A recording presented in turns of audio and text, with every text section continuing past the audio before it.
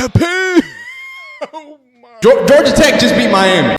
Georgia Tech takes down number 4 Miami, the team that everybody had on fraud watch. An injured Haynes King, who led Georgia Tech in rushing yards because they were injured and they lost their best running back after he scored a phenomenal touchdown to start the game off with. Mr. Philo, who is a true freshman out of Georgia, who broke Trevor Lawrence's high school throwing records and has to come up big, 5 for 10 for 67 yards. It doesn't look like it's big in a touchdown, but he was converting some crazy long third downs that kept Georgia Tech in this game. Haynes King, who was bleeding out both of his knees, had a shoulder injury, comes in and does everything he can and puts his soul on the line for the Yellow Jackets to go ahead and secure this victory. This is why we watch college football, ladies and gentlemen. So today we're going to talk about the game, talk about what happened. And as you see, it's still happening right now on a little 3rd and 8. They go jet sweep. I think this might be a touchdown. It is not. He sits it down. It's a first down. That's the game. And officially 28-23, Georgia Tech takes down the frauds that are Miami. No, let me be serious for a second. We're going to get in and recap this video, talk about the outcome for Miami and where they can go here next. But let's just talk about the game straight up. I know you have my preamble, and I'm going to put at the end where I actually reacted to the part where I basically confirmed, oh yeah, they lost and I was freaking out, blah, blah, blah. That's going to be at the very end. Let me talk through the whole game here, okay? Georgia Tech comes out and is explosive, okay? This has been an up and down team. This is a team that also, by the way, who had their starting quarterback, Haynes King, questionable coming into this game. He was a true game time decision dealing with an upper body injury. I believe it was his shoulder. And luckily, to our surprise, they had the freshman cycling in there. So Georgia Tech ran a true 2-quarterback system. They had a true freshman out of Georgia, slinging the ball around, and he did the best he could. Haynes King was the leading rusher there, and they just attacked the edges of this suspect Miami defense. And I don't say that just to say it. I've said it to y'all guys every single week. I've said that Cam Ward is electric. This offense is electric. It's number 1 in scoring. It's number 1 in yards a game. It's number 1 in yards of play. It's number 1 in 3rd down conversion, 4th down conversion, number 34 in red zone conversion at passing. And then from specifically the passing standpoint, number 2 in passing yards a game, number 4 in yards a game, number 17 completion percentage, and number 25 with pass play percentage. So this is an effective and efficient offense at every single regard, at every single level that you can say. But when you let Florida State, the worst team to maybe ever play at the FBS level, score 14.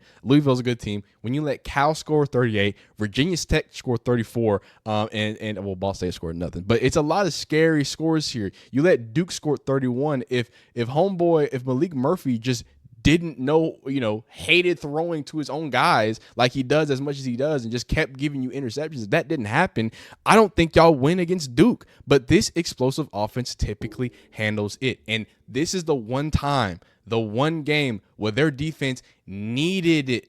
Just needed to not let them score 28 points. And this is a Miami defense who is pretty suspect in a lot of areas, except for opponent's yards a game. But when you put everything else in the context, being 37 yards per rank, rushing, obviously you don't rush well on them, but you could throw on against them. And that true a rookie really showed that you could throw. You could really show that you could throw against them. This is a Georgia Tech offense, again, projected with Haynes King, that is just middling, 86, 47, 48 when it comes to yards a game, how they do it and how they get it done there. Defensive side, also mid to bottom tier, right? So they come out and they are explosive. And Miami comes out explosive. First play, 1 play touchdown. Boom. They ain't got to do much. And then Georgia Tech goes on a 7-year drive. It was 11 minutes, but a long, just chugging drive, getting Haynes King involved, getting running backs involved, it was just, wow, amazing play calling, effective and efficient. And then from there, that Georgia Tech offense was just the most consistent thing I'd seen all day. Number 21 on the defense for Georgia Tech is an NFL player. I'm going to tell you that right now. For the Miami side of things,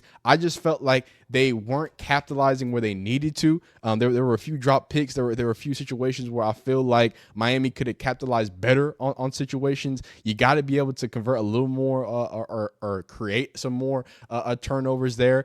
So it's a lot of craziness when it comes from the defensive side. But we start getting into the half, right? At this point, it's 14-10. Miami's only down 7 points, but they just couldn't continue to keep things consistent. They were getting in long third downs. It felt like Cam Ward he didn't have that magic that he usually has. And Clap it up to Cam Ward. I remember, I think it was the third quarter, fourth quarter. They're still down like a whole possession, XYZ, and he has a guy, his running back, just drops a wide open pass, just drops it. Like, man, did they need that in their own end zone, like on their own 10? He just drops an easy check down on like third down. We're like, man, you gotta have that. And I did not see Cam Ward, because a lot of people are gonna slander Cam Ward. They're gonna talk about the Miami team as a whole being a fraud. Not that offensive line, and not Cam Ward, though, and not Martinez, okay? And not Restrepo, not that offensive unit. That defense who couldn't stop the Georgia Tech Yellow Jackets with backup quarterbacks and a true freshman and their true quarterback who's bleeding out their knees and is exploded for their top half. You need to blame them, okay? And it's as simple as that, because Cam Ward's body language, I talk about this every week, and I come to you and I say, man, the problem with Cam Ward is he's too confident. That was not a problem today. He held the ball for a lot longer than I wanted to, and he took a lot more sacks. In fact, he took that last sack that basically ended the game. Strip sack. He usually takes care of the ball even when he does get sacked. So that was interesting to see that too. So it was a double issue there too. So I don't know. I didn't like it. I'm sorry. I liked what I saw from Cam Ward besides holding the ball too long, but that's just something that is a part of the game. He didn't throw any bad interceptions, so I'm happy about that. And I loved the way that he interacted with his teammates. I love the calmness that he continued. Even, hey, down a few points, and he's okay dealing with adversity. He knows what this is. So I don't want the think pieces to come out talking about how Cam Ward doesn't deserve a Heisman, because even though that last drive was underwhelming, everything else throughout this game when they were struggling were a defense that just wouldn't give them a break. They just wouldn't give Miami a break, and they needed it in this one instance. Every single other game, they're scoring 50 and 41 and 60 and 53. This is the one time that scoring 23 needed to be enough, and the Miami defense just couldn't keep up. So what does that look for Miami? Well, they're going to I hope they're going to win against Wake Forest and Syracuse. They're going to win. They're going to slide into the playoffs. They'll probably get knocked down. The interesting thing about them, they had to claw to get to number 4. They had been undefeated all the way up until Cal, and this is when they were still like 8th or 7th or whatever, like behind some one-loss teams. So they had to claw their way as an undefeated team to get to number 4. They're about to get sent way back. I'm thinking like 13s, 14s, 15s. You lose to Georgia Tech. You look skeptical against Cal and Virginia Tech, and you have to win a shootout against Louisville. You let Duke score 31 points. It's not going to look great for the team that everybody has had on Fraud Watch. But y'all let me know. Get in the comments. Let me know. We got a lot more games that can happen. A few more upsets that I'm predicting. How do you feel about Miami? Are they still a playoff team? Do you think they can still win a national championship? Are they frauds? Were they exposed? You let me know. Get in the comments and holla at me, man. Y'all be blessed. Y'all be phenomenal. Like the video if you like it. Dislike if you don't like it, man. And we will see you next time. Oh, yeah. And after this, I'm going to put me watching it. And as I was realizing that it was cooked for these boys. All right. See you guys. Well, y'all thought I wasn't going to react to this? I'm putting this before you see me react to a little bit of the game. Don't worry about it. I hate the targeting call. I hate the way it's called. I hate the way it's judged. I hate everything about it. If there was ever a targeting call that should have been a targeting call, it should have been this one. Holy guacamole. He almost gets his noggin ripped off. Okay. He tries to get his bearings. His helmet is off, home skillet the biscuit. And look what happens. Big 99. He's going so quick. There's not enough frames. We can't. This man weighs 300 pounds and he's 15 places on the screen right now. He's got so much ferocity and fire coming right at number 3. Let's run the tape, son. Run the tape, son. He doesn't know what planet he's on and he's about to be seeing stars. I'll tell you what. Flag's already out, laundry's out, and then Kachiga. Oh my god. Let me see if I can just Kapee. Oh my.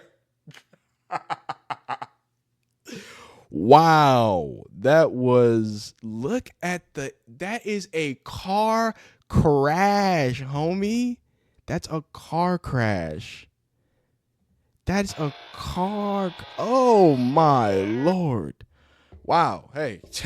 They didn't win, but they got hit of the week, man. But yeah, y'all keep watching videos. See y'all. Ladies and gentlemen, Georgia Tech just beat Miami. Georgia Tech just beat number 4 Miami, the team that was on Fraud Alert. I'm sorry, I'm shaking a little bit. College football is the most electric thing happening in the universe. I'm still watching right now. Cam Ward just got strip sacked. There was a minute 40 left in the game. A minute 40 left in the game. Georgia, I'm watching it right now. I'm sorry. This probably might be at the end. It might be in the middle. I don't know where I'm gonna put this part of the video of me just watching. But break down the play because clearly I can't show you the play. They only send 3. Cam Ward does what he does always. He's dancing back there, but they're covered up. They're strapped up. He's running for his life. And as Cam Ward is known to do, and as he typically does, tries to make a play and just can't do it. The resilience from the GT boys. These nerds in Atlanta went ahead. They started off by shocking Florida State and telling you what their season was. And then here at the end of the season, what is it, week 11, Georgia Tech comes back with an injured Haynes King and a true Let me just hold up. Because I'm going to put this at the end. I'm going to put this, I think I'm going to put this at the end. Wow. Maybe I won't. It's 99 win percentage. This is phenomenal. Georgia Tech is in this last plays. I think I'm just gonna watch them run it out. It's 2nd and 8. They fake a handoff here. I mean, it doesn't really matter. They kick a field goal. It's over with. It's over with. So that's crazy. That's crazy.